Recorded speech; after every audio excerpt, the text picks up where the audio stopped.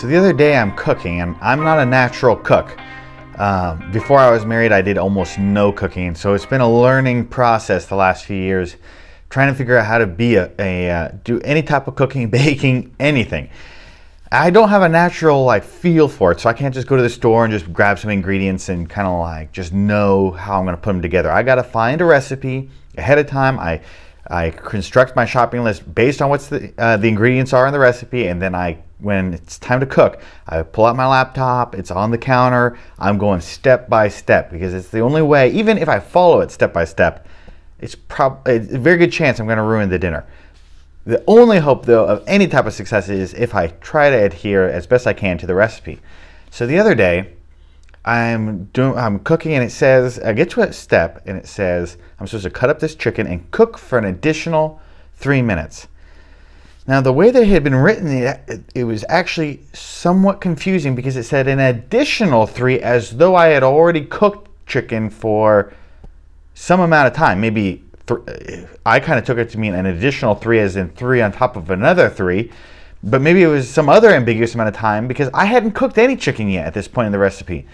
So I was trying to figure out, what does this mean? Does the additional 3 minutes mean that the writer of the recipe, whoever made it, intended that I had already started cooking the chicken and now I was at this stage going to cook for 3 more?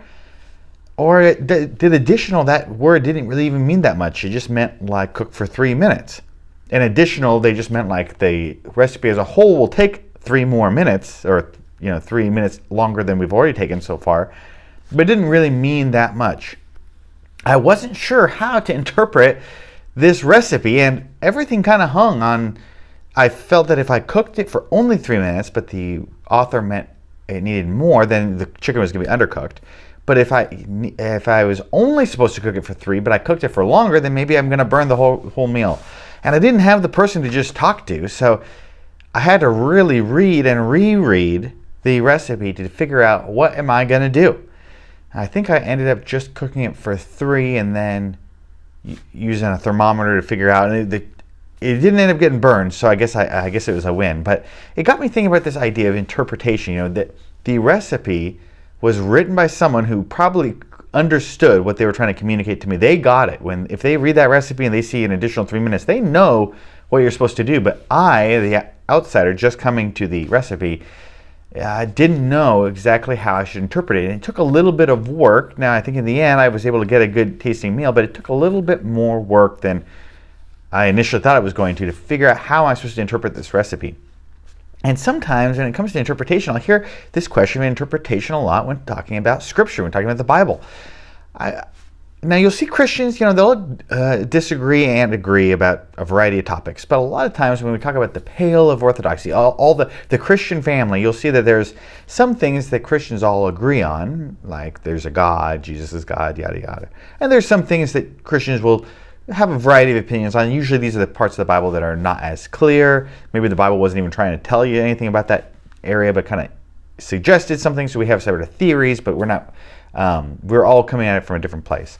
But sometimes you'll hear Christians disagree on various serious matters, or I'll even hear people outside the Christian family, people who are not religious at all, say things like, hey, you Christians are so judgmental, you shouldn't interpret your scriptures to mean whatever element of the faith they don't like.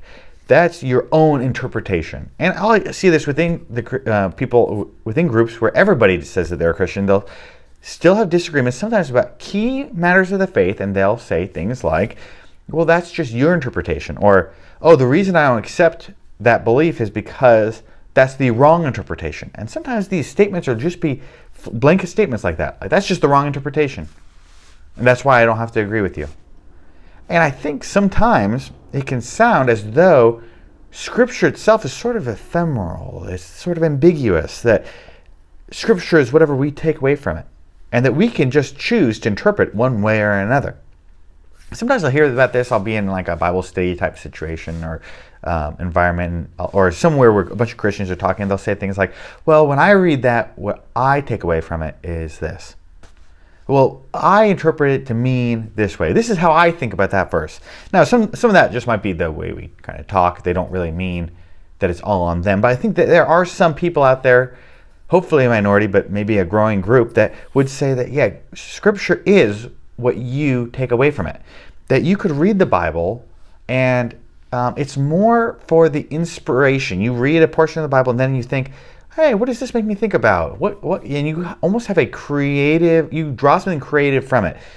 Regardless of what the text says, the experience of reading it makes you think something or feel something, and that's what you take away from it. That's your interpretation. So we could all read the same passage and have vastly different takeaways in terms of what we're going to take into our daily life from reading the Scripture. Now, I think that sometimes it can be easy to think about the Bible as like a list of proverbs, or it's like a magical book that comes from God. It's almost like reading the fortune from a fortune cookie. It's something, it's about how you interpret it to mean in your life. But we forget sometimes that there's people behind the Bible.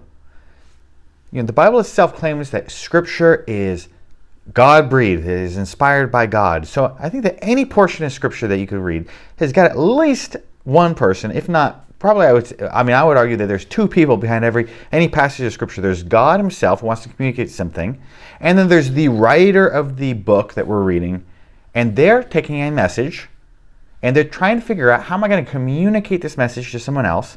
And they're trying to choose the right words and language and pacing and structure for their book that's going to communicate what they're trying to say to their audience. They're hoping that the audience will hear what they have to say. Now, I'm talking to you, and I hope that in the end of this video, whether we agree or not, that you will at least have understood what I had to say to you. And so I'm trying to be, I'm not always a good talker, but I try to say things in a way that you'll understand. So at least we'll be on the same page, or at least we'll understand where I'm coming from, even if we disagree in the end. And I think that this is what the writers of Scripture are doing. They have a message they're trying to communicate to an audience. So when I approach the Bible, I probably shouldn't be asking, what does this mean for me? How can I use this in what's my takeaway? There are obviously takeaways, there's practical implications of Scripture for sure. But more, I think that it's a slightly different question, but I think that there's some real implications from it. I think more we should be asking, what is the author trying to say to me? What is the message of the Scripture? Somebody wrote this, and they're trying to communicate something to me. What is it? Now, there's certain portions of the Bible that are so clear, like there is a God. I mean, Scripture says this over and over. If you wanted to interpret the Bible in such a way as to say that there's no God, that the Bible teaches there's no God, or the Bible teaches pantheism, everything is God, everything is divine, it would be very difficult to argue that, because there's so much overwhelming evidence that the message of Scripture is that there is just one God who's a personal being and wants a relationship with you, yada, yada. And I think that's where it comes down to, is this idea of arguments. There are going to be times when we might wrestle with a portion of Scripture. We might read a portion of Scripture and go, I have no idea what it's trying to say. Or we might read a portion of Scripture and say, I don't really like what it's trying to say. Is that really... I read it, and on face value, it's saying one thing. I don't like what it's saying. Is that even true? Is it really saying that? Or am I getting something wrong? Where do we stand? And when we get to these questions, when we get to these portions of Scripture where we have some type of issue, the purpose of interpretation isn't to see, what do I want to get out of it? What can I get out of it? But more, what was the original author's intent? When God was inspiring a person to write this to me, what was he trying to say? Ultimately, that author had a message, a particular message that they were communicating. And if I interpret the passage to mean something other than what the person was intending to say, then I've probably missed something. I may even have interpreted it in a way that the author would disagree with. Even if I've interpreted it in a way that he might agree with, I might have missed something important in what they were trying to say, because I've misinterpreted it. When we say that was misinterpreted, what we really should be saying is that was not the intended message of the author.